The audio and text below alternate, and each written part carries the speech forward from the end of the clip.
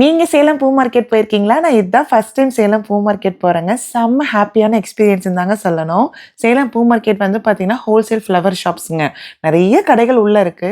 இது எங்க இருக்குன்னு பார்த்தீங்கன்னா, பழைய பஸ் ஸ்டாண்ட் பக்கத்திலேயே தாங்க இருக்கு. அந்த தேர்முட்டின்னு சொல்லுவாங்க. அதுக்கு ஆப்போசிட்ல தான் இருக்கு.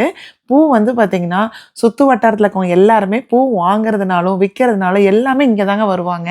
பிரைஸ் வந்து பார்த்தீங்கன்னா, கம்பேரட்டிவ்லி ரொம்ப ரொம்ப சீப்பா தாங்க இருக்கும்.